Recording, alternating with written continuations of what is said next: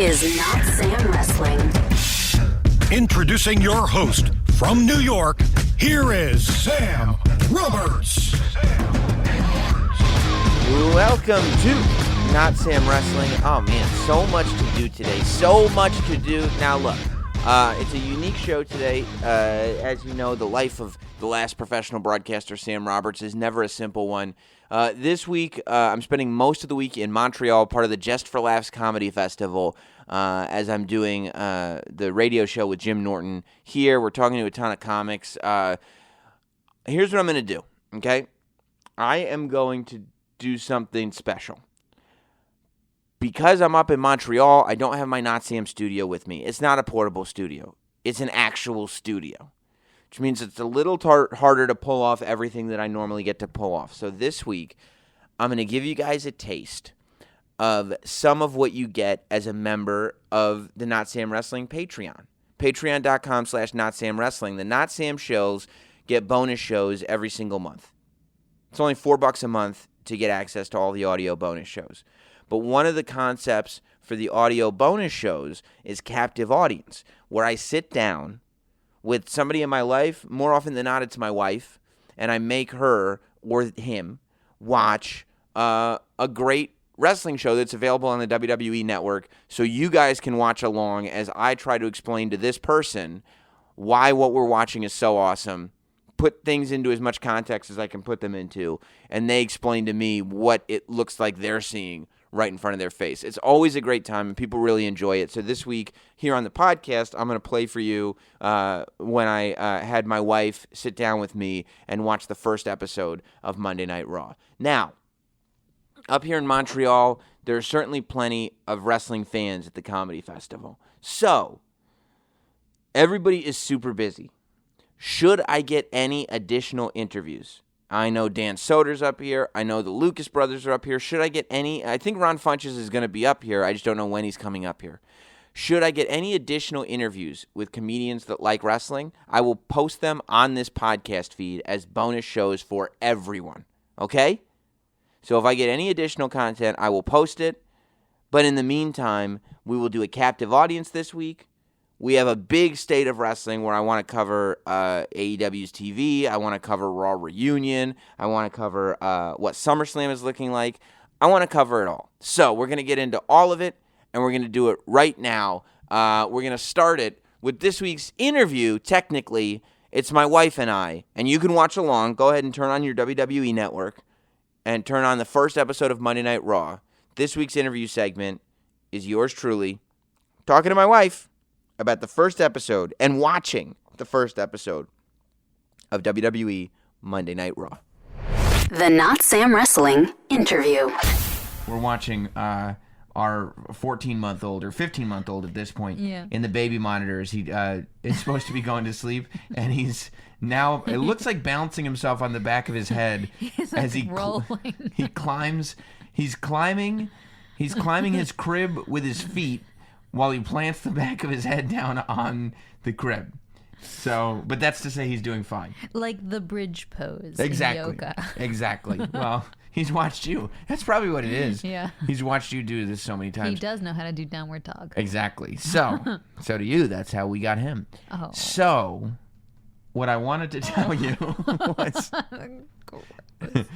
we're going off the beaten path a little bit this week, and instead of doing a pay-per-view, I wanted to show you the first episode of Monday Night Raw. One of the cooler things I think about the network is that they have all the old TV. Like, I literally, this was only years ago. This was maybe 4 or 5 years ago when they released the Raw. They released a box set of like the 25 best episodes of Raw in the full form. And you might remember me, like, it was really tough to find. I was kind of going crazy looking for the box set. I do remember this. I was calling Best Buys and trying to find it. Yeah.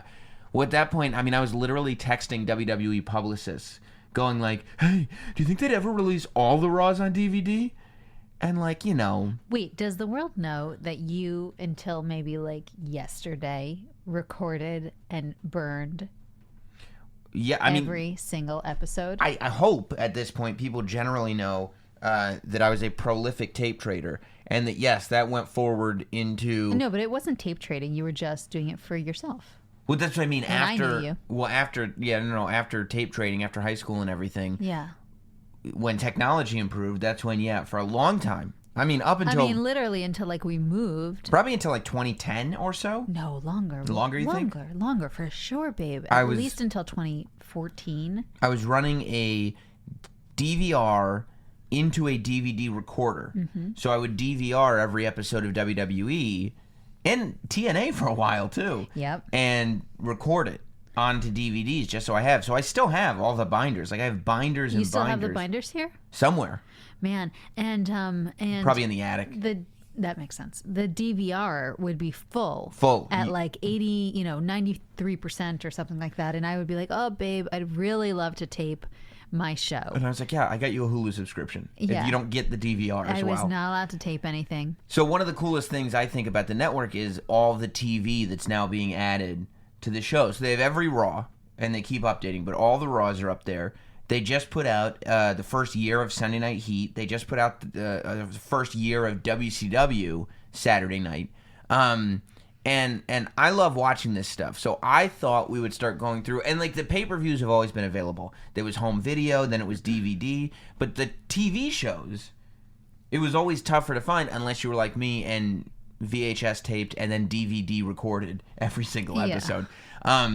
But I thought we'd start watching some of these TV episodes, some of the more important TV episodes that I kind of thought it'd be fun to get your take on. I think that's a really fun idea. And this... So, I'm sorry. Go ahead. No, go ahead. It says 45. So is this the pilot episode of Raw? So Monday Night Raw? It's number 45 for the year 1993. You can see it's Raw 01. Today we'll be watching the very first episode of Monday Night Raw from January 11th, 1993. So cool. From the Manhattan Center. I watched this on USA on television when it came out. That's so cool. It was Monday nights at 9 o'clock. And we're going to start this. So go over to Monday Night Raw, Raw replays on the network. Go back to 1993. Hit Raw 01. And as always, we're going to start it, but officially we're going to sync up after whatever ads play, the TV 14 thing plays.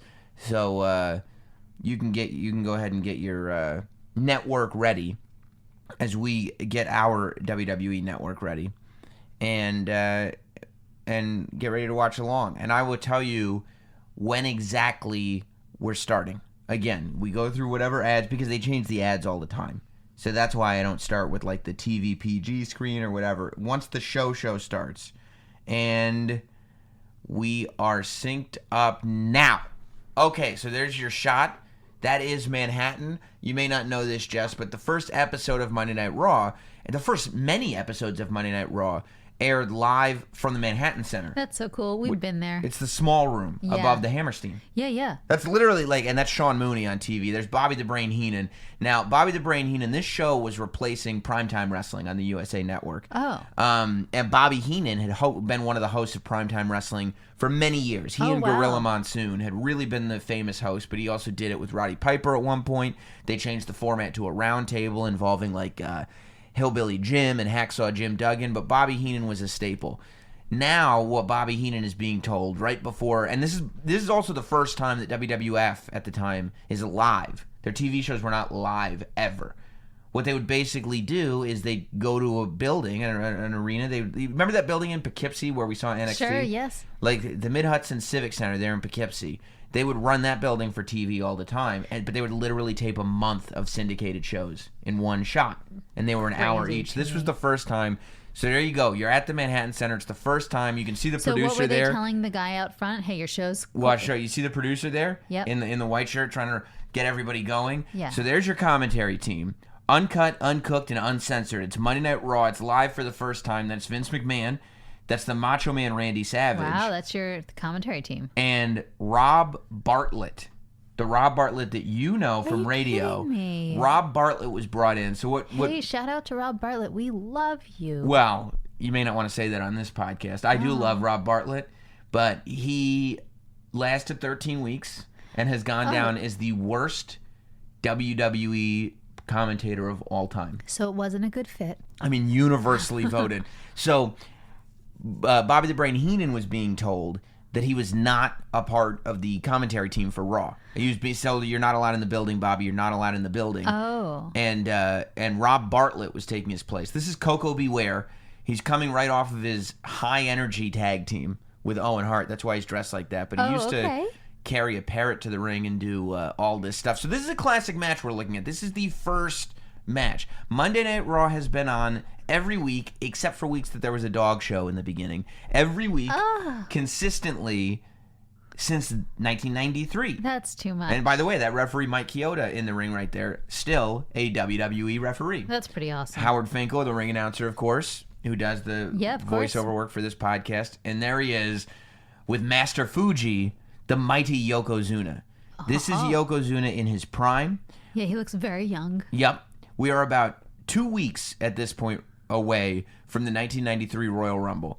Yokozuna will go on to win the 1993 Royal Rumble. He will then, only a few months after this, at WrestleMania, in the end of March of this year, 1993, will go on to beat Bret the Hitman Hart and become the WWF champion, only to lose the title to Hulk Hogan in kind of a schmozzy thing. I watched WrestleMania 9 with my dad, so if you want to get our take on WrestleMania 9, there is a captive audience show for WrestleMania 9. Oh, I love that. Yeah. So there he is. And, and I say this is the peak because really, when they come up, he had his first pay-per-view match was in November of 92 at Survivor Series. So this is now January of 93. So this character is still building, and you can feel all the energy that's still in the character. We still have the the Asian women coming out and presenting the flowers. Mr. Fuji has completely changed his appearance, like the sumo warrior Yokozuna. And there's the salt ceremony. Now Yokozuna is not Japanese in real life. Is he Samoan? He's Samoan. He's in the Anawai family. This is Roman Reigns' cousin or whatever. Oh, that's too much. He's in the same family as, he really had to the Head study Shrinkers up. and Roman Reigns and The Rock and that's all. He's actually related to them? Yeah. That's the that is great. That's the Anawai family. Yeah. But so Rob Bartlett is now at ringside and he's doing commentary for this match, and it's unfortunate.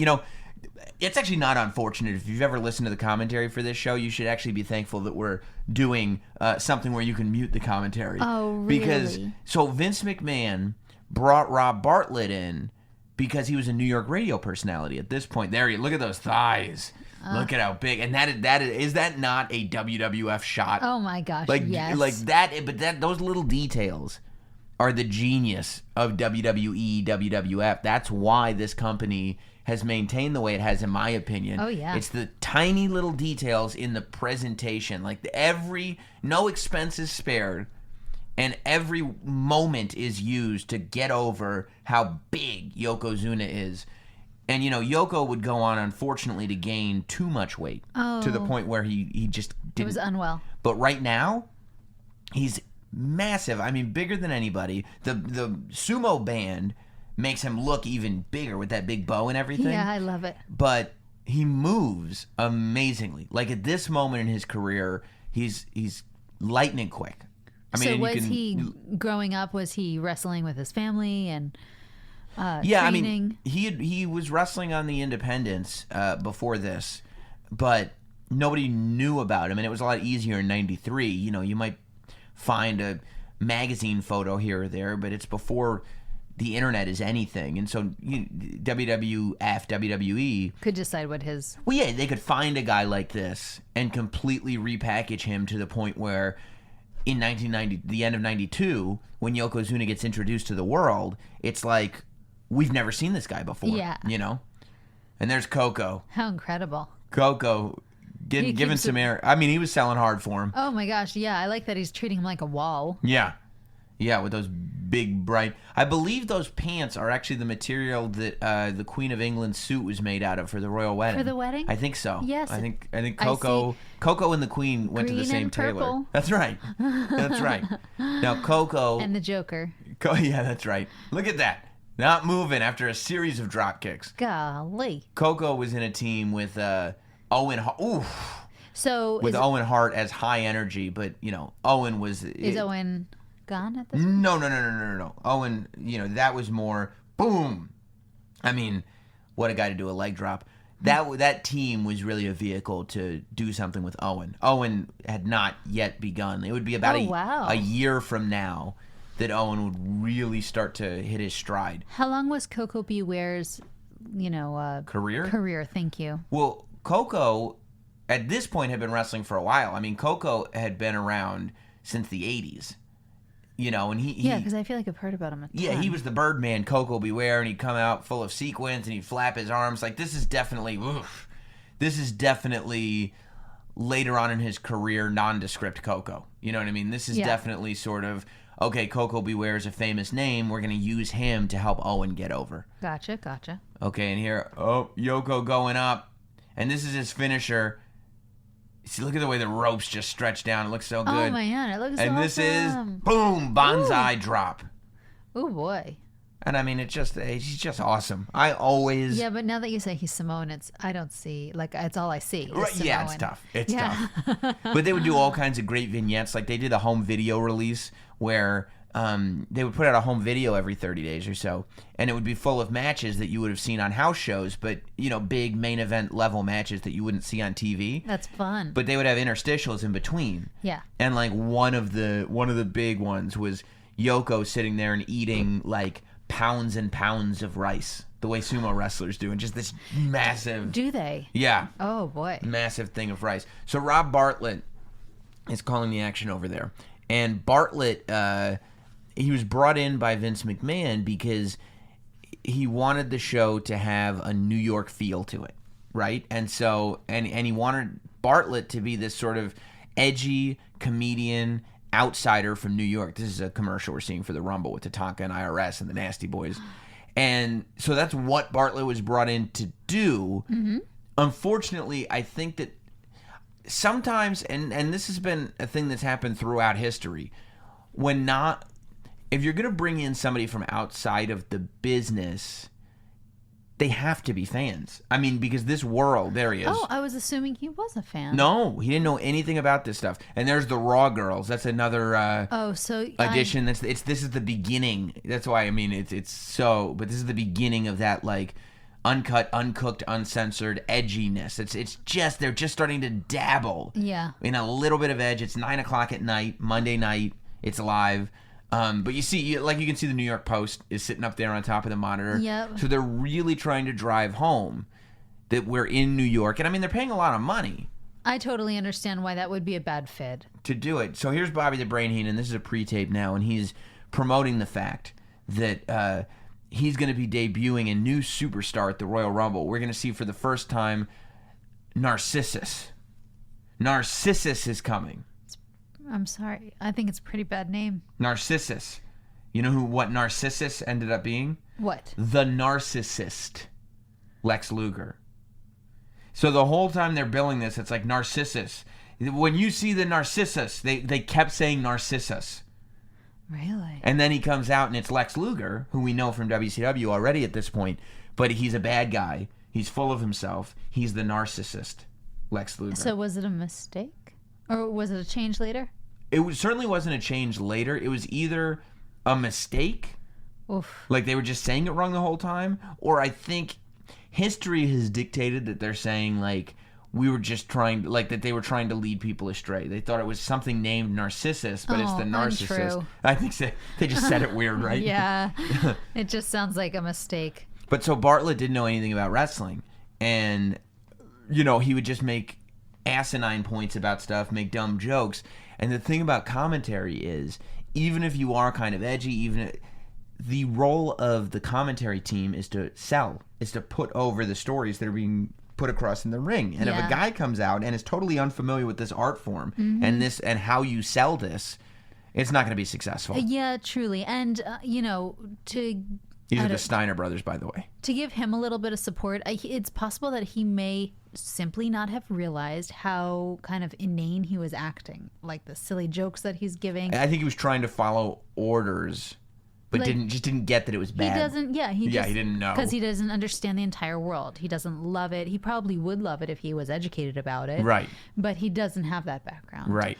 Yeah, I get you that. see in the audience there. There's Doink the Clown running around in the audience. Oh, Doink the Clown. And this was the beginning of Doink the Clown. He just would run around in the audience and do bits and stuff. He hadn't really been fleshed out as a character. This is how they were introducing him. See him? See him running around? That's the wrestler, Doink the Clown. That's so he would just do bits? He wouldn't wrestle? This was not yet. This was just oh, whoa, look at the people. WWE's way of... That's scary. I would be so frightened if there was a wrestler looking like Doink the Clown. Well, he was a bad guy. He was an evil clown. I would be the most frightened person that ever existed. And I mean, Matt Bourne is the guy who portrayed evil Doink the Clown. Just wanted to me, and I know that like Doink the Clown kind of gets a bad rep for being pretty like ridiculous, and the character did become stupid, once he became a good guy and he was portrayed by somebody else. But Matt Bourne as Doink the Evil Clown is one of my favorite characters of all time. Oh. Like, I mean, he just did so well with it. Now, the Steiner brothers are obviously distracted. They got this match against the Executioners, who I believe here are being portrayed by Dwayne Gill and Barry Hardy, who are two perennial, enhancement guys. You see the way he fell? Yeah. Like out of his face on the rope. Well, the Steiner brothers were notorious for not knowing that wrestling has worked. You know what I mean? In the sense that, so like, they were hard hitters. Oh yeah, that they would really, and now that you, just like Yokozuna and knowing that he's not Japanese is all you see. Now that you know that these guys just kick the crap out of people, it's all you're gonna see. Oh boy. Like, I would imagine the guy getting sent into the ropes, like he actually had momentum. Like, usually when you send somebody into the ropes, you're doing most of the work because you're the one running. Yeah. But this time it was Rick probably just threw him with all his might into those ropes. That's too much. So Scott Steiner, of course, would go on to be Big Papa Pump. Of course. Scott Steiner, holla if you hear me. Holla. Look at that. Oof. And you see, like, that felt to me like it wasn't exactly spoken about. It looked like he thought he was actually going to go for a leapfrog. And Rick Steiner legit caught him and just slammed him because it wasn't pretty. So this is the first time that they're televising, live. Live, yeah. The pay-per-views were on TV. Pay-per-views were live, but they were on pay-per-view. This Every is the first time other TV show was live. was like a house match. With the other shows, like I said, you'd either they'd be the syndicated shows that were on like Fox, like WWF Superstars or WWF Wrestling Challenge. Yeah. And those shows, they would go to a building and they'd tape enough 4 matches. hours of Yeah. And they would put together a month of shows. Gotcha. Or primetime wrestling, would be, which was the show that was on before this on USA on Monday nights. Oh boy.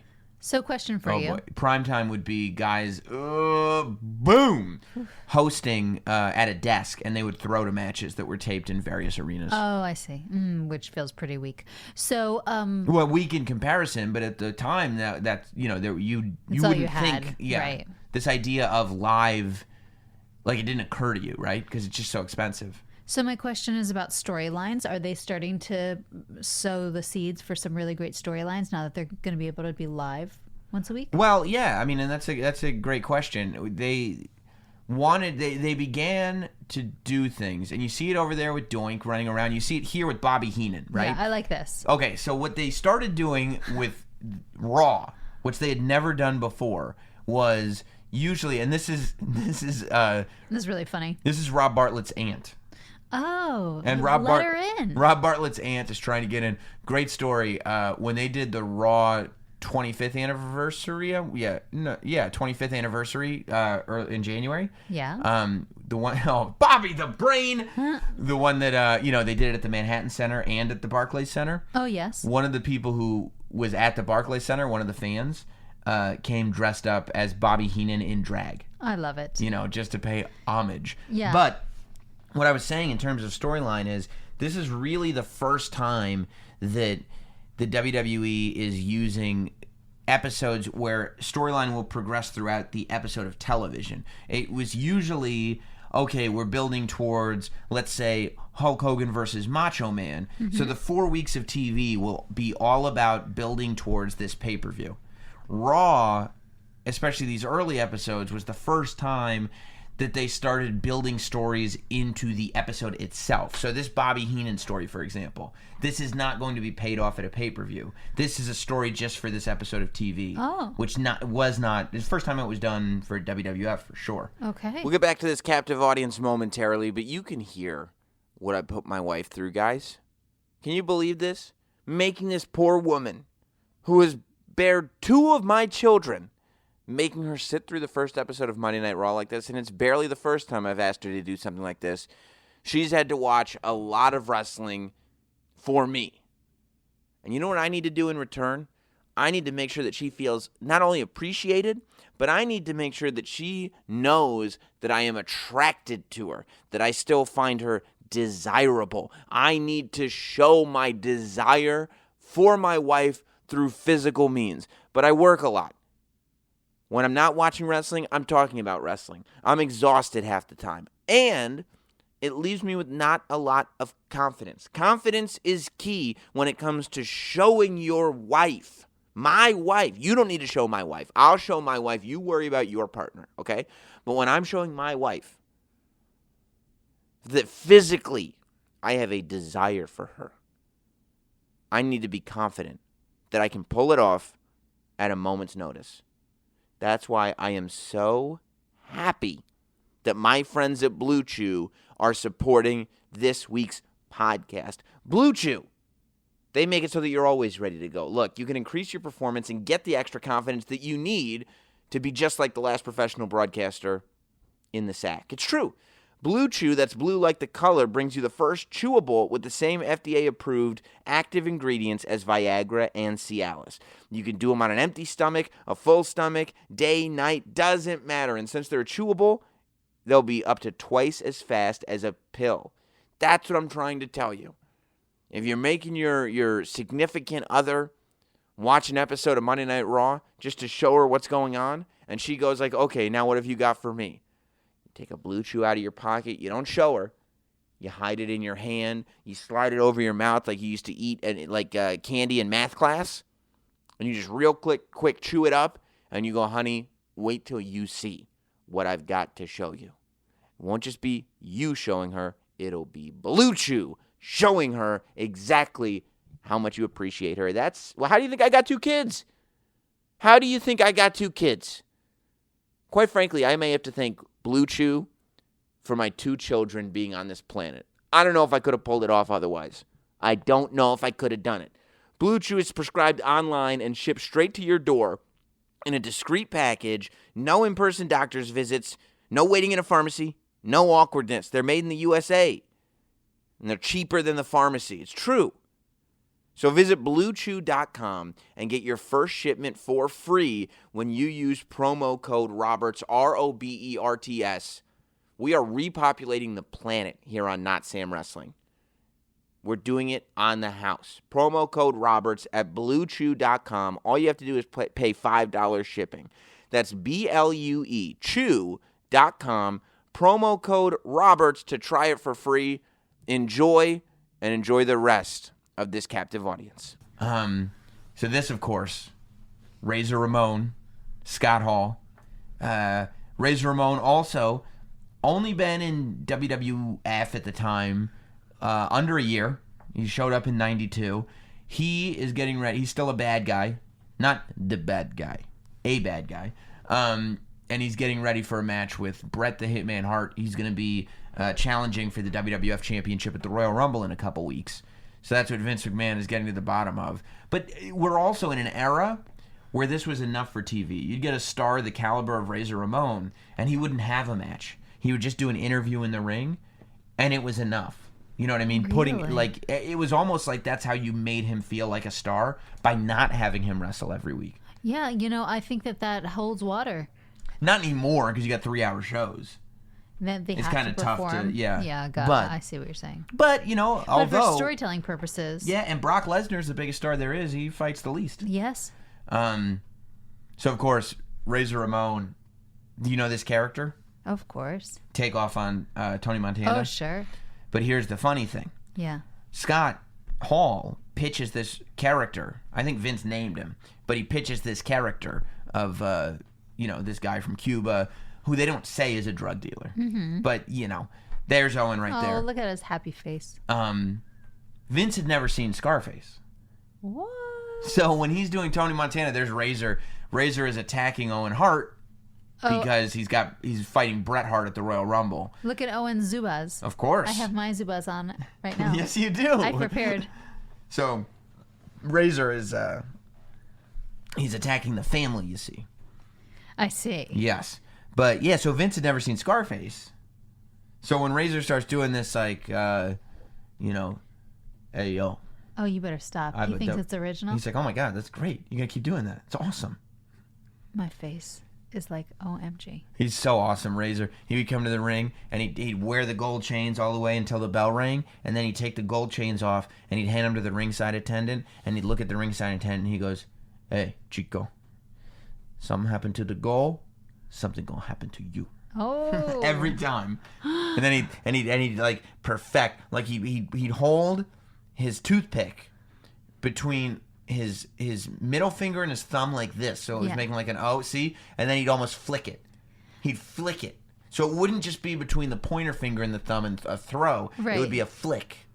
And so you flick it onto someone. Yeah, you flick it right at somebody. So it was more than just I throwing at you. I'm flicking it at you almost as if to say, like, this is my garbage. Yeah. There's the headlock on Hunger. They were raising money for Somalia. I love that. Yeah, the headlock on Hunger. I really like that. The headlock on Hunger. That's right. Charitable. WWE has always done stuff with charity. Always, it seems. Mm-hmm. That's really great. Yeah, it's interesting. I would love to know what kind of, what makes it that a tenement of WWE. Like, what about Vince makes him if there's feel something like in him. That, yeah. There's Tatanka. He's talking about the native spirits. How about that backdrop? Does that scream 1993 or what? Oh my gosh, we could take our school photos and put that thing. There should just be some laser beams and stuff yeah, around it. I need to do a side braid. And Tatanka holding his cat. And wear a vest. Yay! Okay, so who do we have coming down? Oh, that's Max Moon. I was wondering, look at him, his wristbands are malfunctioning. Did you notice there was fire coming out of one sparks. of them? Yeah, I think that malfunctioned a little bit. But I love the streamers. But so Max Moon, this was towards the end. Max Moon would not last very much longer. Oh, he's all taped up. Than this. No, that's not tape. Cirque du Soleil? No, he's a man from the future. He's a future man. Yes. I see it. So Max Moon, like the whole suit was invented when he first comes out. Like he's like Flubber. Okay, so maybe he doesn't fit in the suit as well as he could. But or you know those like puffy foam toys? Yes. Yes. Oh, and who do we have here? Oh. The Heart Is that Break really? Kid. He's such a baby. Shawn Michaels. Does he look like a kid or is it just me? Of course he does. This is 93. This is, 25 plus years ago. I can do that pose. Well, yeah, I would hope so. There he is, HBK taking out his. Look at those. I mean, you talk Smart. about those earrings. Smart. Wardrobe budget. Look at Max Moon and Shawn Michaels. Don't they all buy their own wardrobes? Max Moon wouldn't have because Max Moon's suit was part of this gimmick. So like Max Moon had those things that shot out of his wrists, and when he first showed up, he had little jet packs to make it look like he was flying up the stairs. Yeah. When in actuality, he was just jumping from stair to stair. I love that. But steam would come out. I mean, a huge investment was put into Max Moon, who was supposed to be played by Conan, the really? Mexican wrestler. Conan wasn't able to do it. I don't remember why. And so they just had this guy, Paul Diamond, who fit the suit. And they were like, all right, you can be Max Moon. Really? Yeah. Yeah. Oh. It was like, it's just so funny the way that stuff works out sometimes. Yeah. Like, they wanted to sign Conan. And that's why he had those braids, because Conan in Mexico had braids like that. Oh. So they wanted to sign Conan, because he was such a big star over there. And then they came up with this gimmick for him. They were like, we're going to make this big star even bigger by giving him the Max Moon gimmick. And they were like, and we already made you the suit, Conan. Right. And then, well, yeah, I mean, Conan tried it on and everything. It was good to go. And then when it didn't happen, I think you forget sometimes that you wanted Conan because you fell in love with the Max Moon gimmick. With the concept. So you were like, who cares about Conan? We just need a Max Moon. Right. So this is what we're at. You can see already, like, one of the knee pads is lower than the other one. That's how you know it's like the detail is starting to slip. You see how his knee pads aren't exactly on his knees? Then you realize they're not futuristic. They're just knee pads. And there's Yeah. Sean. Who And would- also awful color choices. I mean, it just The turquoise? Yeah, it's just really hard to take him seriously when he's dressed in pink and turquoise. Well, this is what the future will look like. You know, I like those colors. We just haven't gotten there yet. Yeah. Max Moon was from very, very far into the future. When I was in high school, I painted my room turquoise. See? You understand. Oh, yeah. That's who he's trying to appeal to. Yeah, I get it. I mean, he was... 16-year-old girls. Wow, yeah, but still, 16-year-old girls in 90... Well, when you were in high school, in 98, 99? Yep. This was Who have a 93. little bit of like a allowance to spend on a T-shirt. Is that the goal? Are they selling merch at this point? Oh, of course. Not like they are now quite much, but yes, It definitely. wasn't You can a see major those. part of the industry. You can see those Raw T-shirts all over. I'm looking. You see, Oh, I like in see the 'em. front row. You see Yeah. that guy wearing one. Raw will continue as they go to commercial break, and you got to stay tuned to find out, who's gonna win in this this battle between Max Moon and the Intercontinental Champion Shawn Michaels. Isn't it amazing though? You can see, can you imagine a time where it's Monday Night Raw and it's just that sort of plain, plasticky ring apron? No. You know what I mean? It's just Yeah. it shows you, as high as the production value is for this show, Yeah. how primitive it is compared to Right. what they are and would be. And Well, but let me ask you this: they did fabric ring aprons until when?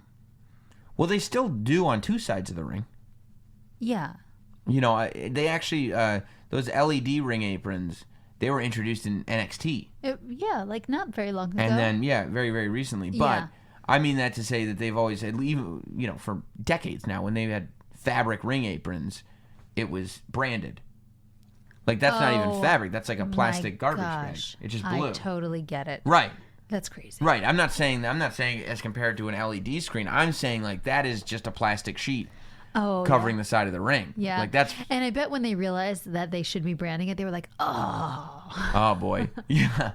like years and years of thinking. Doink. He's He's being quite a distraction, but you could see how much money they're putting into this thing. They really want to get Doink over. Sean taking a second and so much TV time for this guy. to look at himself. Although I love that Sean is like fixing his hair in the camera lens, and it's like it's not a mirror. We can see you. It's a camera lens. Does the audience at home know that? Yeah, that's just our camera mirror Yeah. ringside. Roll up. I really like HBK's pants. The way he would do the patchy leopard print. Yeah, I really like him. Yeah. With the hearts. So up until this point, this was exciting because I always paid attention to the outfits. Yeah. Up until this point, he usually wore white zebra with red and black zebra splotches. Oh, okay. And this was like the first time I remember him wearing red and black zebra with white and black zebra splotches. That was a big deal for me because Yeah. it made me be like, oh, are they going to make a new toy? Oh, are they going to, Oh, you know. yeah, yeah. So how often are toys coming out in this time? At this point, I Yeah. mean, not often. Not often. No. So you really looked forward to them, I mean, if you, and you were slower in. yeah, I mean, they would come out with like a set of 5 every season or so, between 5 and 8 every season. Wow. Yeah, and it would What a take major take a good difference. year and a half before anything got produced of anyone. Oh, wow. Like, I mean, guys would literally be out of the company before their figures came out. And that still happens. A little, but not really. You don't think so? Here and there, Okay. you know. Yeah. Things go a lot quicker now. I mean, this is before scanning. This is before any of that stuff. Yeah. Oh, boy. It's Roll kind of up. a long match. What do you think of this match? Well, I think that the purpose of this match, they wanted to put Shawn on because they wanted it to be a good wrestling match. They wanted to put Max Moon on because they want to They bought show the suit. spectacular. Yeah, exactly. They spent so much money on the stupid suit, but they want to show their spectacular characters. And I think that the purpose of this is to say, you know, on the syndicated shows that I was talking about, it would be pretty much all jobber matches. And this is to say, look, we started with Yokozuna versus Koko Beware. Maybe you knew who was going to win, but Koko's not a jobber. We did have a jobber match with the Steiners, but this is to say we're going to have real matches between big superstars. I see. Like, we're going to have a legitimate bad guy versus a legitimate good guy. There's no story of this match except it's a good guy versus a bad guy. Mm-hmm. But in 93, it's kind of a big deal on WWE TV to have a name good guy versus a name bad guy. It doesn't happen that often. So that's the purpose. And I think that they just wanted to show good wrestling between a couple of characters. Like, they wanted to show, okay, on this Monday Night Raw show, we're going to do matches that last a couple segments. It's not just going to be boom, boom, boom, boom, boom, you know? Yeah. Like, it's going to be special. Yeah, I get that. Shows some real Boom. diversity. Over the top rope. So the Manhattan Center probably fit like, I don't know, 300-400 maybe? That's it. You were there, didn't you go and see TNA with me at the Manhattan Center? I've seen a lot of stuff with you at the Manhattan Center. No, not at the Manhattan Center proper. You may have seen stuff with me at the Hammerstein. Okay. The Manhattan Center is the tiny room above the Hammerstein. You might have seen a TNA show with me there, maybe. Okay. But they don't run a lot of wrestling shows there because it's very expensive. You didn't see ROH there? No, we saw it at the Hammerstein downstairs in the big room. Yeah. Oh. No, this isn't the big room. That room, Hammerstein can fit like 2,500, 3,000, something like that. This is the same building, but this is above that. Didn't you do an interview in like a broom closet? That was the Hammerstein, though. Oh. Yeah, that was with Sweet and Sour Larry Sweeney. Yeah. Yeah. Oh, and there you go. Okay, see, this is interesting. That's the super kick. But at this point, this is Sean's setup move. Oh. The super kick is not his finisher. Somebody at one point came to him and said, like, keep doing that setup move. Like, that's the best move. I don't know what you're doing. Yeah, his finisher was that. It's like this is his finisher. This like weird scoop suplex. 1, 2, he got him. People like the kick much better. Well, of course, the super much kick. More impact. Well, it's just like you can do it to anybody. It's iconic. Like, you get that it's a finisher. It just, you stomp on the ground and then boom, kick him in the chin, knock him out. It looks cool. Did he switch it up? Of course, the super kick is, it's iconic. Oh, awesome. Oh, good for him. That worked out. Yeah, it worked out just terrific. Just terrific. So there you like him fixing his hair there in the championship? Yeah. No, I love that. I love all that vamping. What are we watching? This is a commercial, I believe, for WWF Mania. Oh. Yeah, that was their show every Saturday at 10 a.m. Oh my gosh. These parents are asleep until 10 a.m. on a Saturday? I woke up at like 10:30 yesterday. Yeah, that's because it's my gift to you. Oh, thank you. Yeah. Yeah, this was WWF Mania. Oh, the parents can't handle it? Love it. 100% caffeine free. Every Saturday at 10 a.m. I used to watch that every single Saturday. Saturday. Was it 1 hour? It was 1 hour. It was a clip show for the most part. They shot it in Where did you Stamford. watch it? In the kitchen, in the living room? No, in the playroom. With your brother? Sometimes not. How fun. The Royal Rumble report, there's Mean Gene Okerlund. See, he's getting all psyched up. Because, again, only 24 hours removed. Being brought to you by Ico Pro. You've got to want it. Ico Pro was the WWE's nutrition supplements. Oh. Apparently, they were hawking their own goods? They were. That's why there's a big Ico Pro flag in the Manhattan gosh. Center. But apparently it was gross. I never obviously had any. But it's something as a kid. Okay, so there you go. Marty Jannetty and Shawn Michaels meeting at the Royal Rumble. That's a big one. This was after the Rockers broke up. Sensational Sherry's going to be there. What's wrong with Sensational Sherry's face? That's makeup. Oh. But we don't know which side Sensational Sherry will be on. She got left by Shawn. Oh, I see.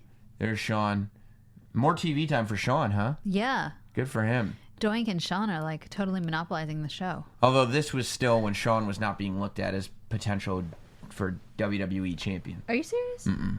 Because he's small. I mean, this is still, the goal is let's get the title on Yokozuna and then he can lose it to Hulk Hogan. It's still, wow. Let's get some giants out there. But I'm really glad they don't think that way anymore. Yeah, I mean, they don't. It's limiting. They don't, and it is limiting, but they do, Who's this guy? That's Marty Jannetty. That's his former tag team partner. Marty Jannetty. That's a rap lyric. Hit you with the drop kick, Marty Jannetty. Yeah, he does the drop kick. Bam Bam Baklava, Action Bronson. Yeah. Yeah. So Marty Jannetty, he got kicked through the barbershop window by Shawn Michaels. Technically, he just got kicked and knocked out, and then Shawn threw him through the barbershop window. But that's like synonymous now. Whenever somebody turns heel or a tag team breaks up, or in life when somebody does you wrong, they kick you through the barbershop window. Is that really a saying? Yeah, because I'm going to say that all the time. You should. Oh, yeah. Kicked him right through the barbershop window. When you get babe, betrayed. How was your day? Got kicked through the barbershop window today. Did it again. They kicked me through the barbershop window again. I'm going to use that all the time. You should. Nature Boy Ric Flair is going to be in the Rumble. Yeah, because, I mean, that's the most famous Tatanka. That's the most famous tag team split up ever. IRS, Erwin R. Shyster. Bob Backlund. That's before he was crazy. Bob Backlund. Yep. Jerry the King Lawler. Look at him. These baby faces. Mr. Perfect. This is his second run, I believe. Mr. Perfect. These are great.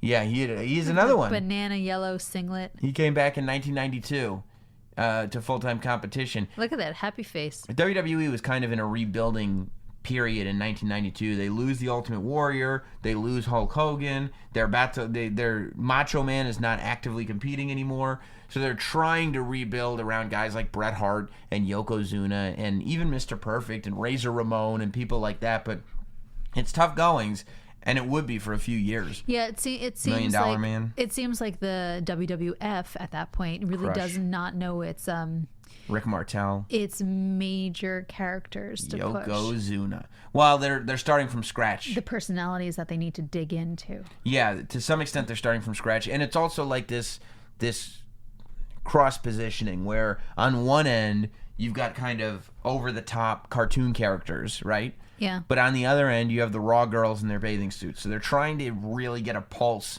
of what the audience is looking for. And it would take a good 3-4 years almost for them to really figure it out. And once they did, off to the races. I was going to say the same thing. But this is definitely sort of Macho Man, the top of the transitional period between that 80s Hulkamania boom. There's Papa Shango, loved him. Earthquake, Berserker, Undertaker, Carlos Colon from Puerto Rico. But this is like the transition between two boom periods. I believe that's Tenaru from Japan. Tito Santana, El Matador. This is who's going to be in the Royal Rumble? Typhoon, yep.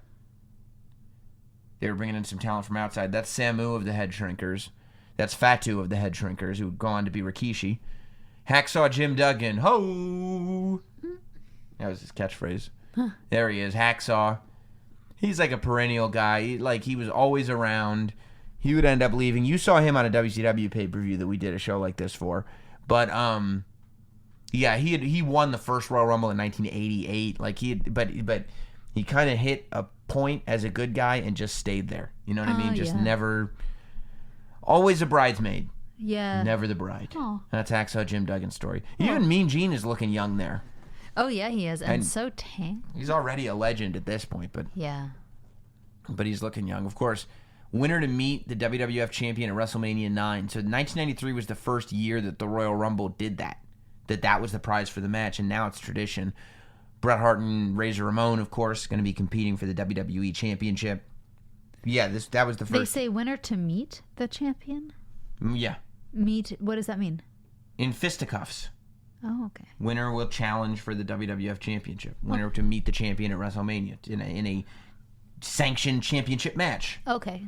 Just, they only got that little silver box. How many words you want them to put on it? I thought it was for a fan.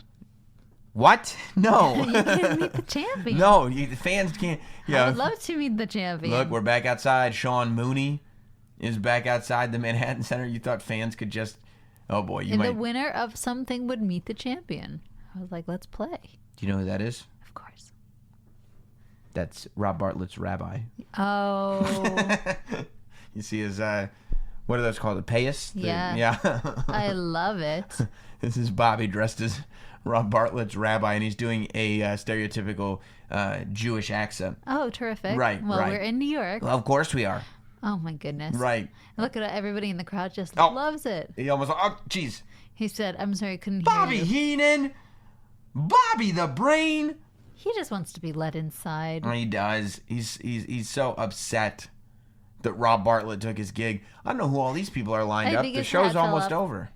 All American Wrestling, of course, hosted by Gene Okerlund and Bobby Heenan. That was the Sunday show that was on, they said it right there at noon on USA. But that would come on after the Sunday morning show would be Wrestling Challenge on Fox in New York on Fox 5.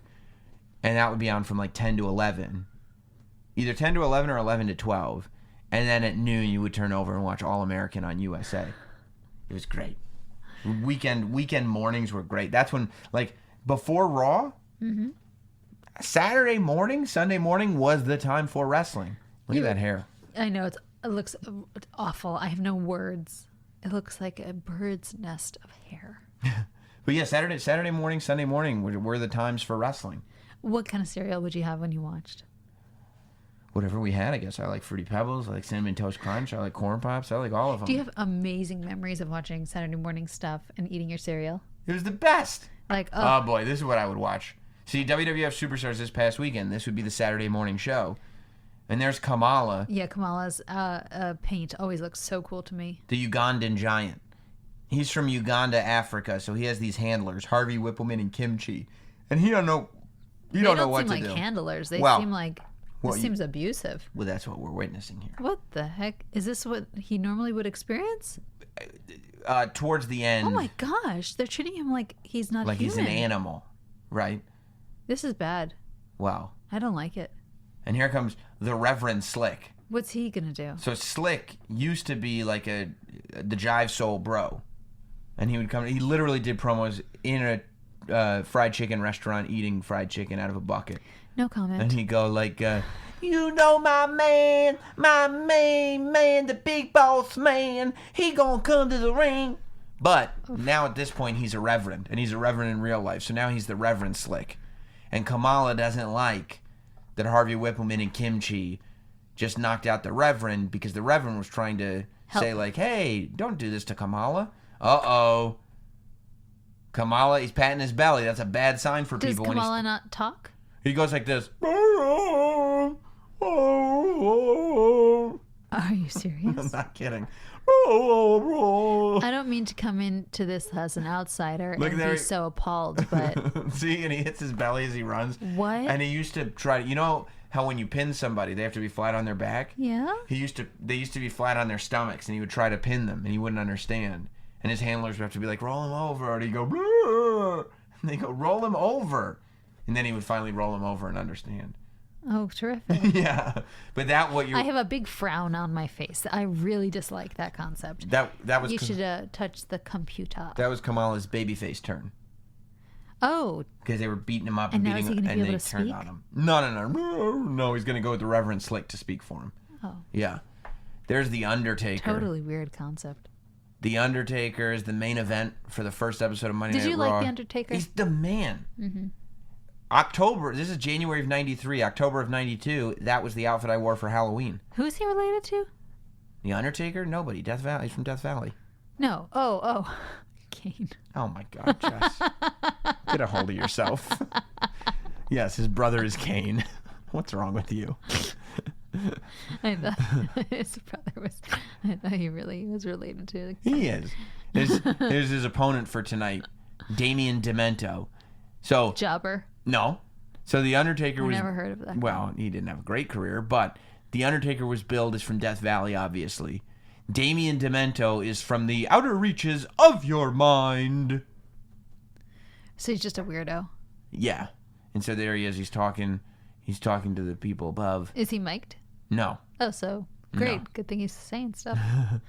Oh, solid right hand across the face of The Undertaker. There are so many fringes in this era. I mean, I can't. Long hair and fringes, right? Oh, yeah. Just stuff hanging. I never liked the wet hair look. No? No, but I know people liked it. It's badass. Yeah. There's The Undertaker. So The Undertaker, at this point, he's well established already. But really, he starts in November of 90. This is now January of 93. So it's only 2 years and change that he's been a part of this thing. But he's already really it's already clear that he's a number one guy. Yeah, and as WWF. Top rope. Well, this is now it's called old school when he does this. Wait, what's wrong with these ropes? They're just a little looser, I think. Okay. But yeah, that was one of his signature moves is when he would grab the guy by the arm and walk the ropes. That's cool. Can you do that? Can I do that? Yeah. Yeah.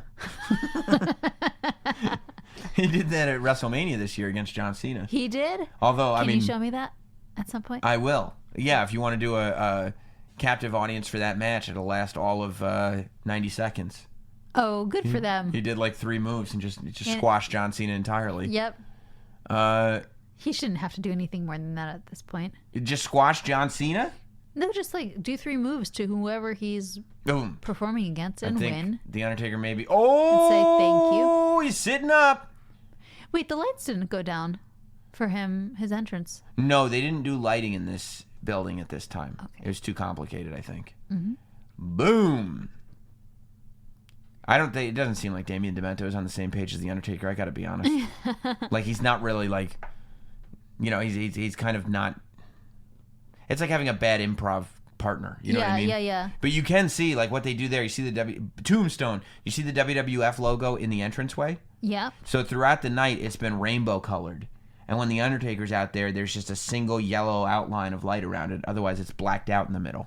Oh, and that's cool. That's only for the Undertaker. If you were there, that would be really fun. Yeah. And I mean, addition. you can see it. See, there's Paul Bearer.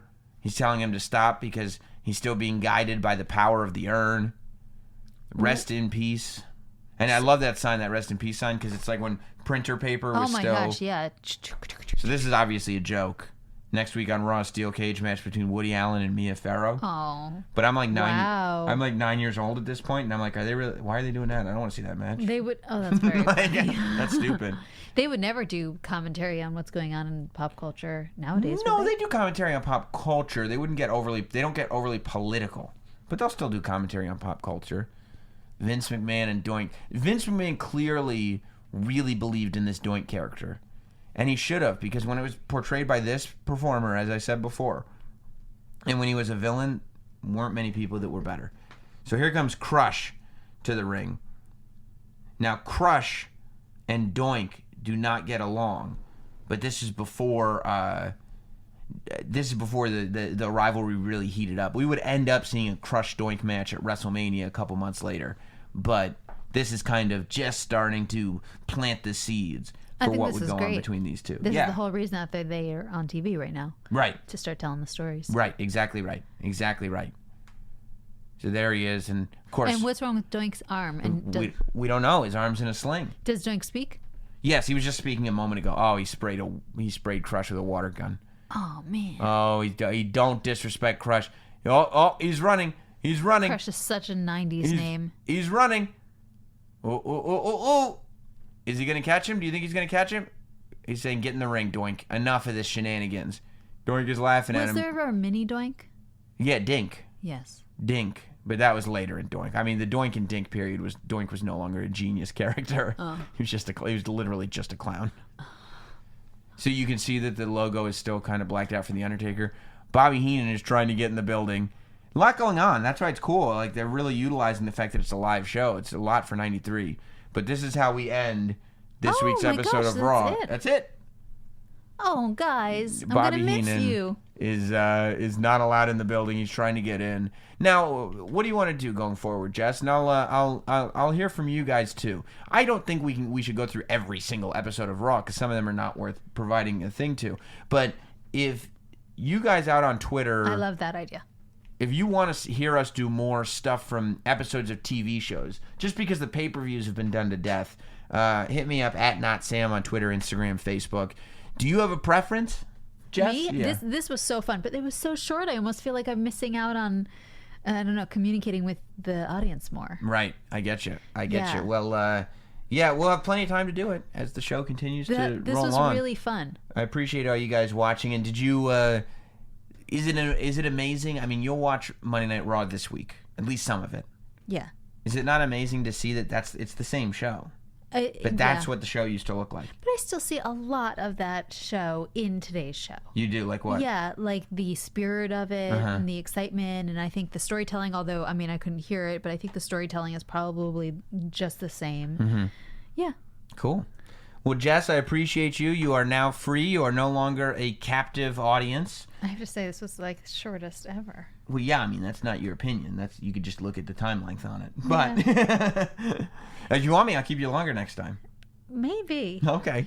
It's now time for this week's State of Wrestling. Yes, State of Wrestling time live from Montreal here in Canada, Just for Laughs Comedy Festival, and still, as much as everything is going on at this festival, there's a lot going on in the wrestling world, and it's all breaking all around us. There's so much to talk about this week.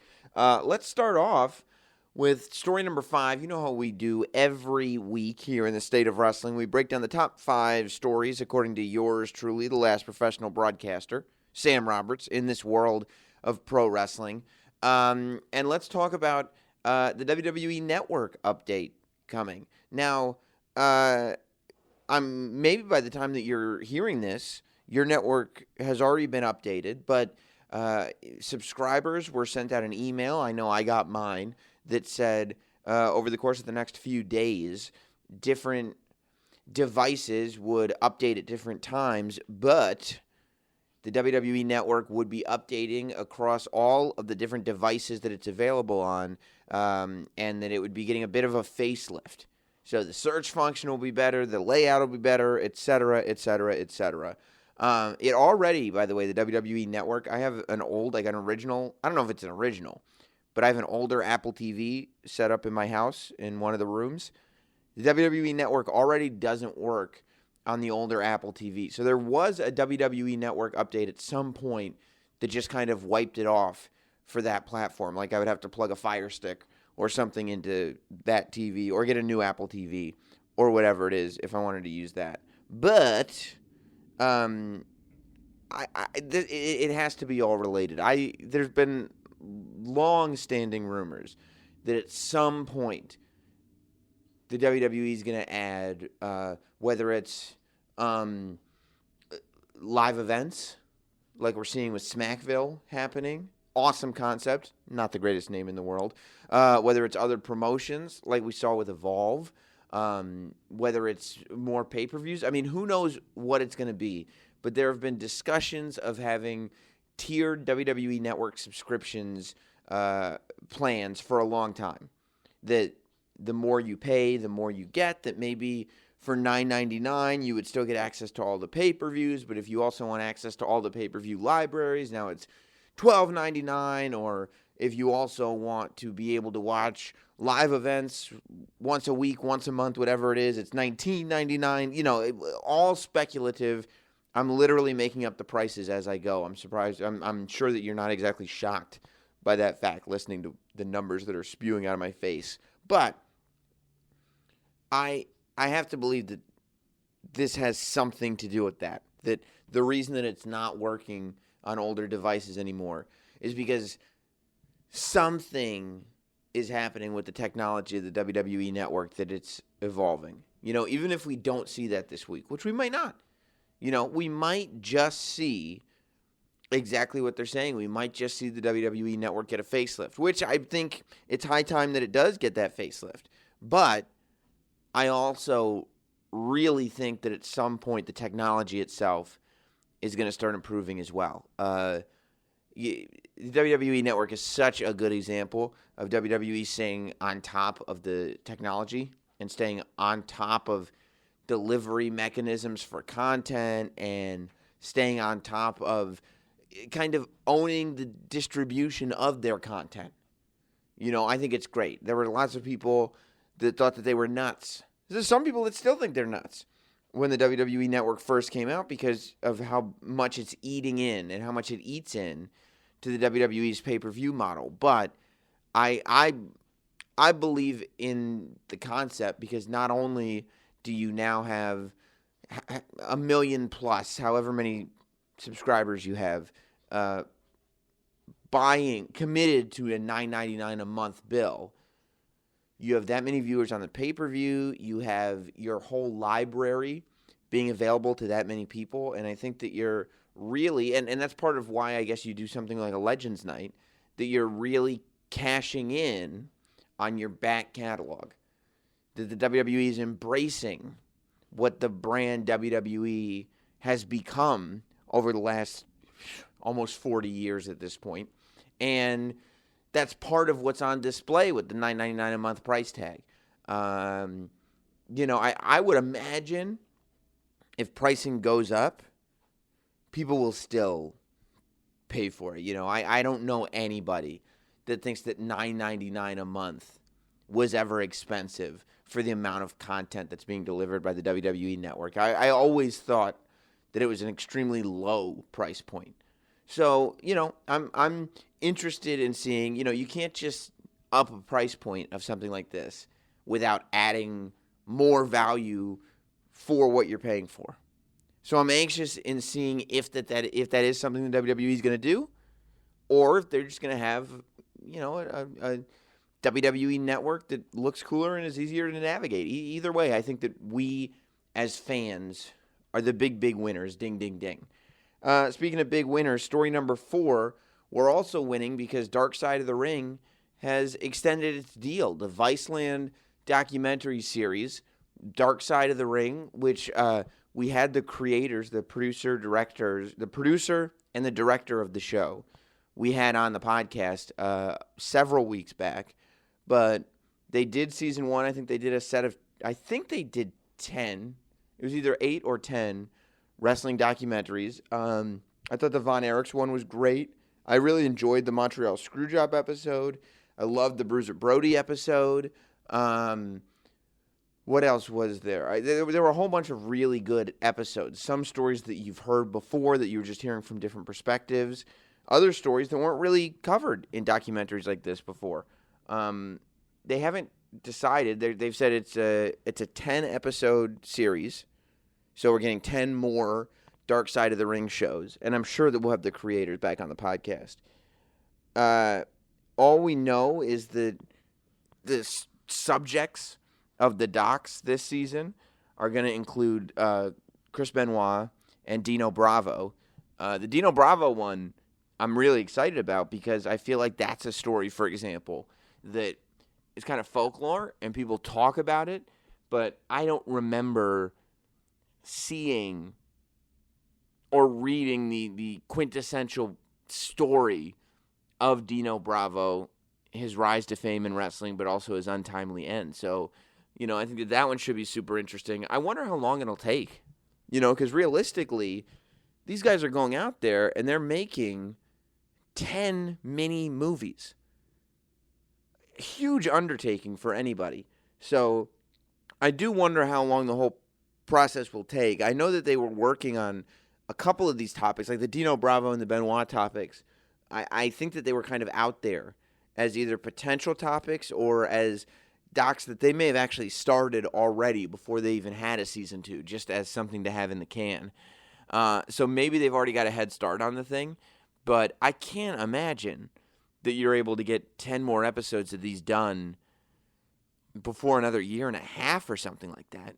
It seems like a ridiculous undertaking, but I'm excited for the content. As a wrestling fan, I'm excited that the content is going to be there for us, and that these stories are going to be told. I do feel like the Dark Side of the Ring series, the season 1 series, did a really good job of not being, in my opinion, overly salacious to the point that they were just kind of trying to capitalize on negative stuff that had happened in wrestling. I don't think that wasn't the vibe that I got. I was ready to kind of be grossed out by the show, and I really wasn't.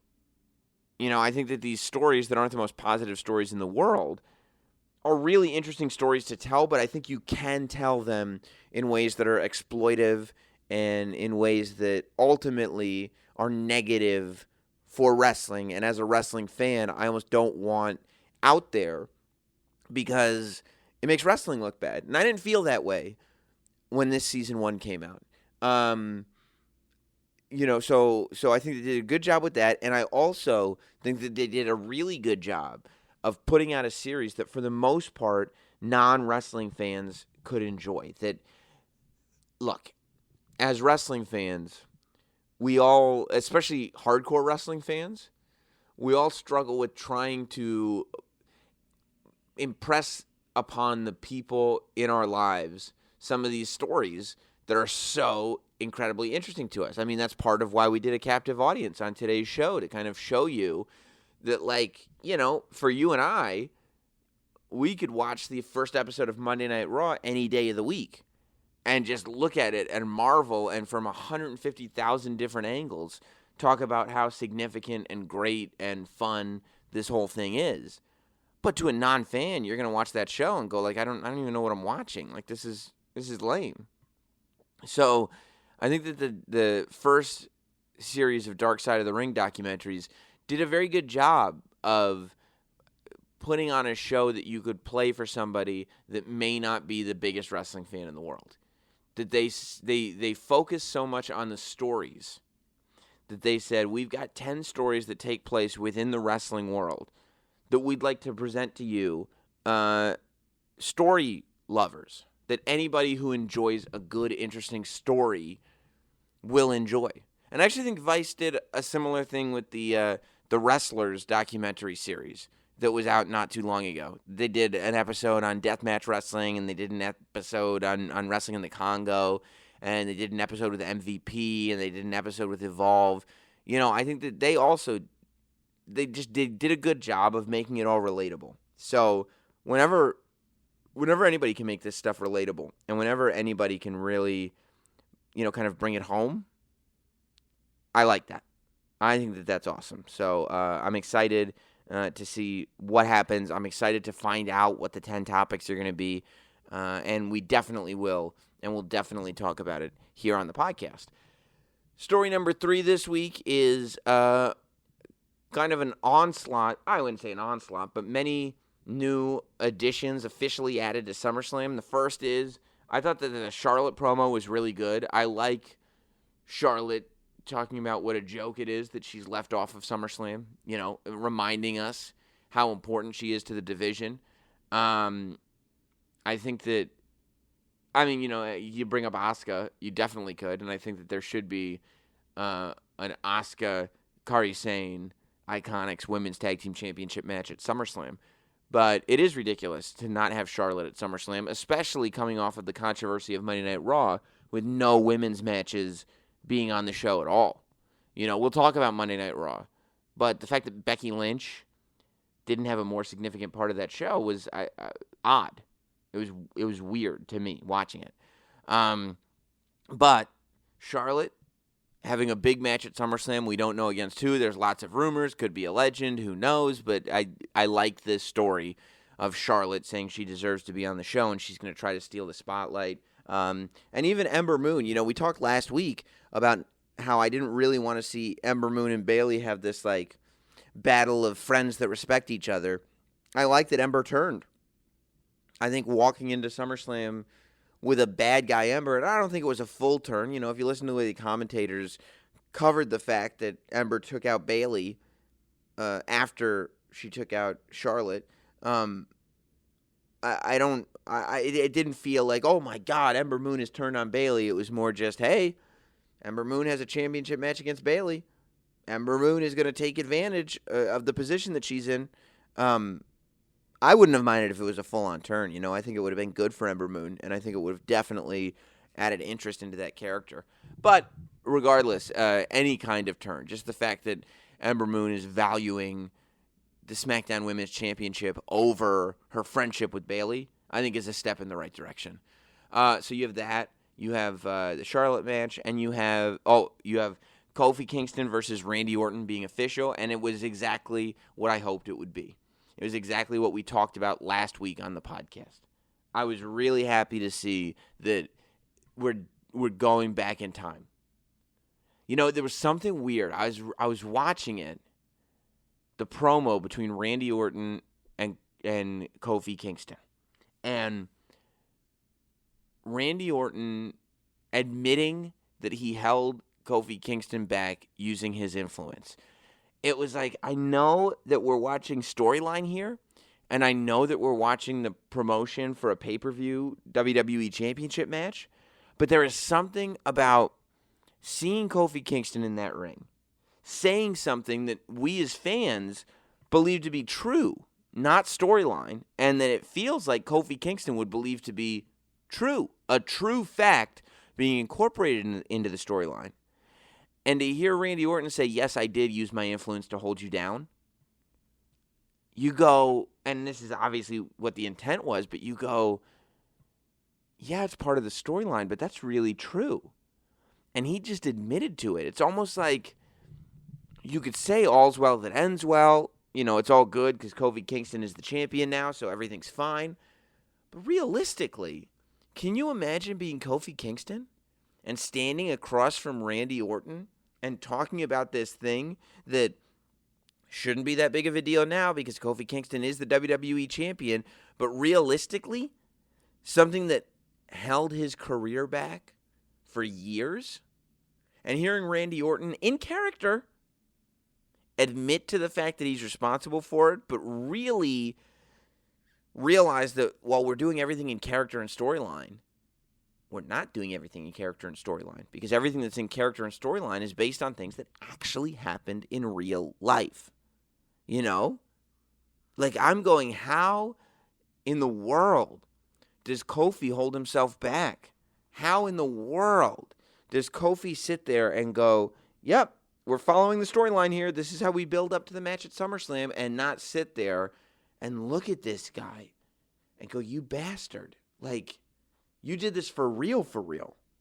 You didn't just sit there. This isn't something where we're taking history and we're kind of morphing it and utilizing it for our own benefit, you know?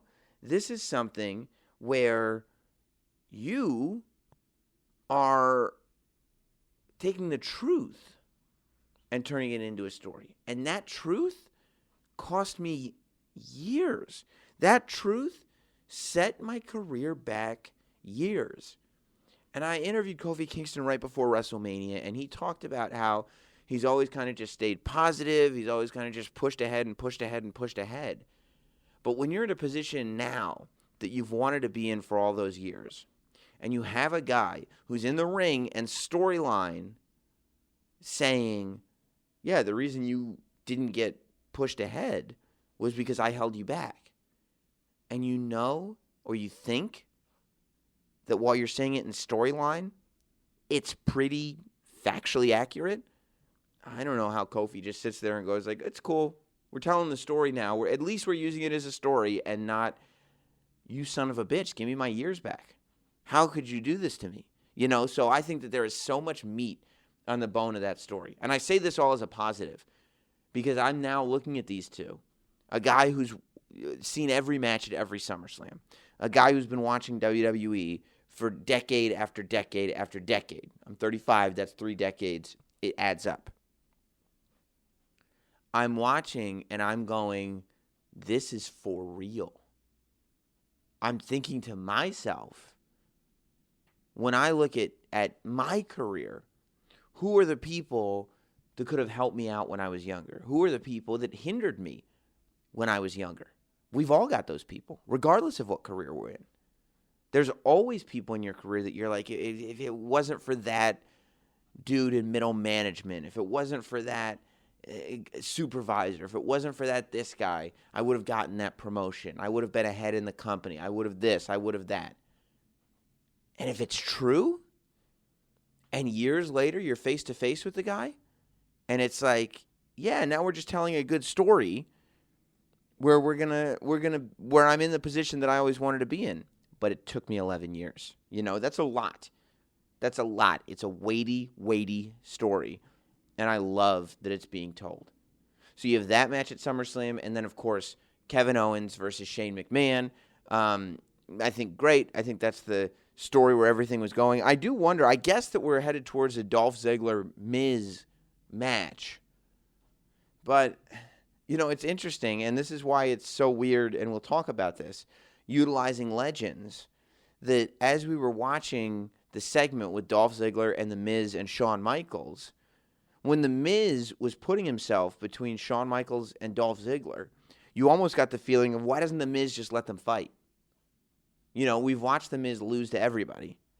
We've watched The Miz lose to Shane McMahon over and over again. We've watched The Miz doesn't win matches now that he's, you know, concentrating on his family and the fans and this guy and that guy.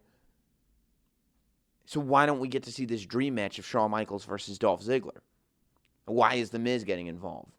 You know, The Miz is still getting cheers as a good guy, and it's still working, and everything's still good and everything. It's just, it's a difficult scenario for anybody, Miz included, to outshine Shawn Michaels in that position. But I would imagine we're headed towards a Dolph Ziggler-Miz match, the Battle of the Cleveland Bad Boys at SummerSlam.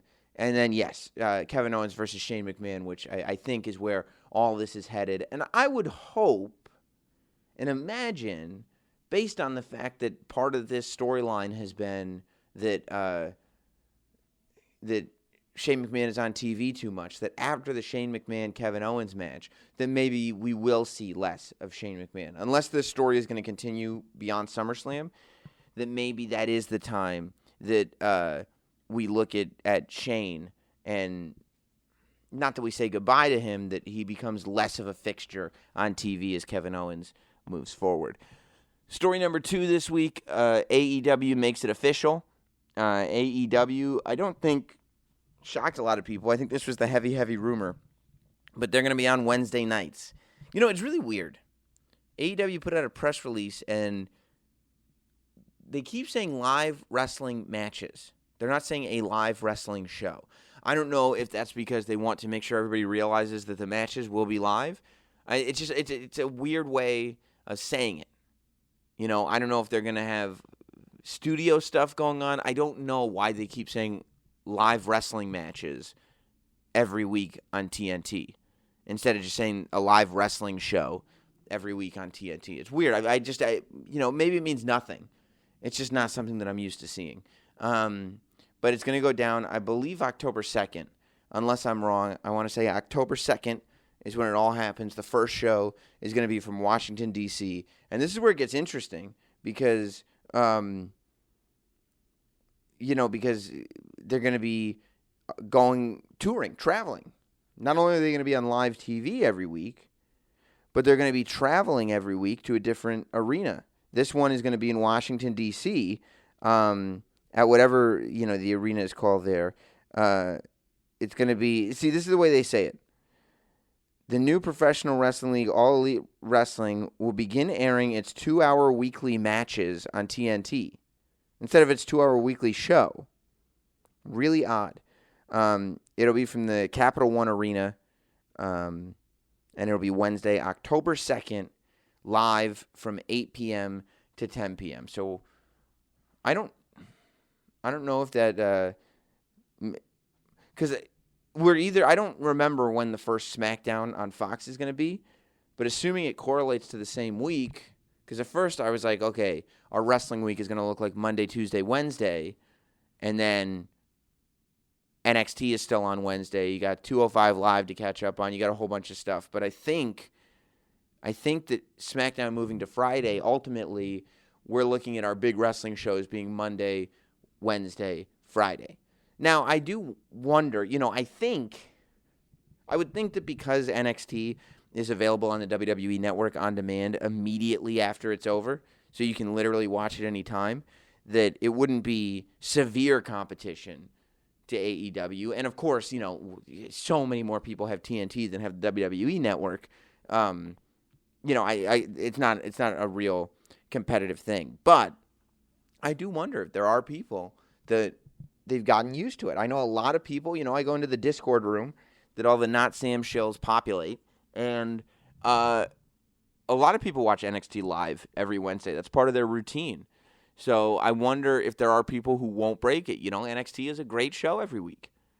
Takeover pay-per-views are the best wrestling shows in the world every single time. There's no wrestling promotion putting out better shows than the Takeover shows.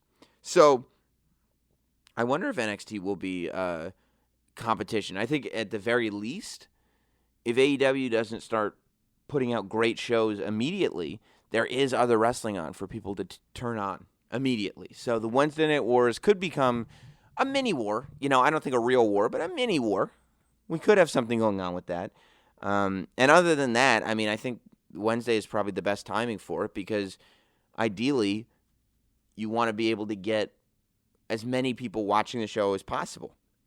AEW doesn't want to position themselves, I guess, in a space where they could just kind of get half of Raw's audience instead of saying, like, hey, wrestling fans, all of you plus whoever else we can get that's brand new, turn on TNT on Wednesday. And let's make it Monday, Wednesday, Friday. That's what I'm going to do. So it's official. I don't know if it's called Wednesday Night Dynamite for sure, but I do know that AEW's first TV show will be live from Washington, D.C. on TNT October 2nd at 8 p.m. Story number 1 this week was WWE's number 1 TV show this week was the Raw reunion. Ratings went up for it. People were excited. And it's important to get the ratings up. It's hard to say that it wasn't a successful show. However, I got to tell you, I wasn't thrilled with it. I am the biggest Stone Cold Steve Austin fan in the world. I love Stone Cold. I think Stone Cold Steve Austin is the greatest superstar, the greatest wrestler of all time. I think that anybody who puts up a Mount Rushmore that does not have Steve Austin on it, I don't even want to hear the discussion. I think he's the best. I think that list includes Hogan, Flair, The Rock, Dusty, Undertaker. There's plenty of people to talk about. You could even talk about having John Cena on that list, quite frankly. But Austin's at the top every time. All that said, if the WWE did a Legends Night when Austin was running Raw, when Austin was the top superstar on Raw, Austin would lay out every legend that was there and let them know this was not their time anymore. To look in that ring, the final segment, the Steve Austin segment, the toast to Monday Night Raw, to watch it actually just be a toast. And to see all those great legends. On one hand, it's great. You see Stone Cold. You see, our friend Mark Henry. You see Medusa. You see all the legends in there. It's great. However, nobody in that ring is going to be on Raw next week. Nobody in that ring was on Raw the week before. It made it look like the WWE's top superstars of all time were in that ring. And there wasn't one member of the current roster in there. To watch the person who is facing Brock Lesnar, the former Universal Champion, the man who could win the Universal title back at SummerSlam, Seth Rollins, to see him get defended by DX and the NWO when, let's be honest, again, I love all these guys. X-Pac, great friend of mine. Shawn Michaels and Triple H. I'll watch anything that they do. Road Dogg sounds like $1 million. Awesome dude. Scott Hall, Kevin Nash, two of the greatest legends of all time. I will watch Outsiders footage forever. I will watch Diesel and Razor Ramon footage forever. But I don't want my champion in 2019 being defended by Diesel and Razor Ramon. And I certainly don't want Carl Anderson, Luke Gallows, and AJ Styles with steel chairs running away from DX and the Outsiders in 2019. It doesn't make any sense to me, and I don't think it makes anybody look good. It didn't make Seth Rollins look good. It didn't make the club or the OC look good. I didn't think it made anybody look good. What's more important, selling retro DX t-shirts or convincing everybody that, yeah, DX was cool, Austin was the man, even The Rock was cool, but look at the superstars that we have today. That, I want to see that as the message, If you want to incorporate it, have AJ Styles take out X-Pac. Have the OC, have Gallows and Anderson take out Hall and Nash. You don't have to do much to them. I get, they don't have to take giant bumps or anything. Just knock them down. And have Seth Rollins come in with a chair to save them. Then you've got Seth saving the legends. And you've got AJ and Gallows and Anderson running away from Seth. Because we all know that if we're up to the legends versus AJ and Gallows and Anderson, AJ and Gallows and Anderson are going to mop the floor with them. I liked the interaction that Drew McIntyre had when he just looked at him and he went, legends, and rolled his eyes. The Bray Wyatt segment was perfect, with Mick Foley taking the mandible claw from The Fiend, Bray Wyatt. Oh, and we should have talked about it in the last story, but The Fiend versus Finn Balor. Great match for SummerSlam. Great introduction of the Fiend character inside the ring. But why is Mick Foley the only guy that's putting somebody over in any real way at that Raw reunion show? Why is Mick Foley the only guy doing that? Why couldn't Becky Lynch have come out during that toast and say, Steve, I appreciate everything that you've done. Because everybody for a year has been comparing her to Steve Austin. Why can't Becky Lynch come out and say, Steve, I appreciate everything that you've done, but I'm going to need you to step aside because this toast is going to be led by the champ. This toast is going to be led by the man. And let Becky Lynch toast Raw. Let Seth Rollins look on proud of her. Let Roman Reigns come in the ring and high-five Becky Lynch. Let the legends stand back, including the Hurricane, stand back. Let the legends stand back and bring in the superstars of today. Let the superstars of today toast the legends and toast the fans. I don't mind legends being honored. But at this stage in my life, as a fan, I want to see the current roster get their what they deserve. Remember when Seth Rollins was on the cover of the 2K video games? Remember he was going off and saying, this is our time. I'm in the company, and I see Stone Cold on the cover of these video games. I see The Rock on the cover of these video games. They're great, but these guys aren't here every week. Our guys should be on the front of these video games. That's not the Seth Rollins we saw on Monday. Let Becky, Seth, Roman, let these guys. Throw Finn Balor in the ring. Let the New Day come out and be a part of it. Let Kevin Owens come out after Becky does and stare down. I mean, you got the wild card rule. You might as well bring out as many baby faces as you can. But let the current guys come in. Let the legends stand back in the ring and watch as the current guys toast the fans and toast to Raw. And make this announcement that Raw has been on the air for over 25 years. And tonight, we're not toasting the last 25. We're toasting the next 25.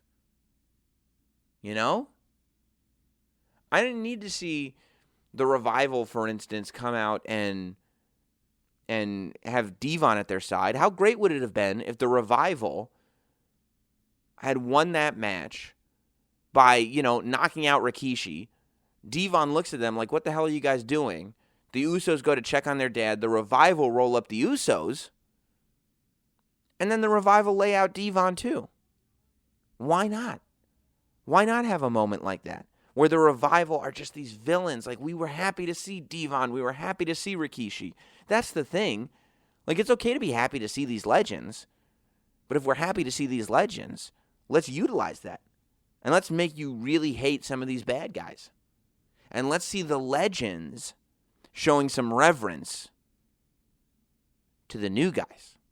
Let's see the legends kind of knowing, man, it was fun when it was my time, but I can't hang with Roman Reigns.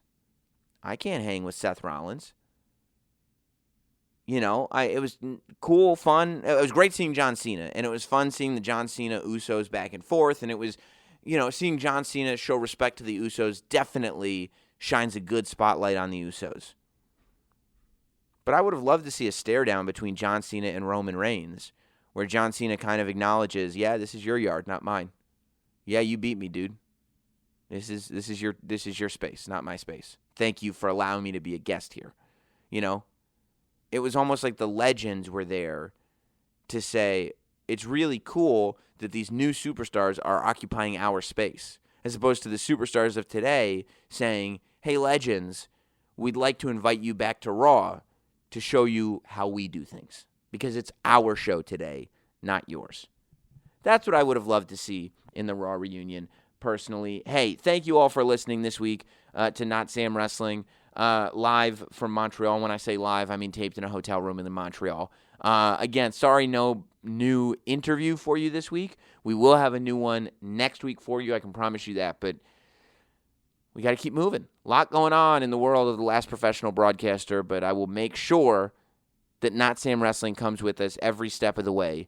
We'll see you next week. Goodbye, everybody. Thanks for listening. Follow at Not Sam on Twitter, Instagram, Facebook, and YouTube. Rate, review, and subscribe. This has been Not Sam Wrestling. Not Sam Wrestling.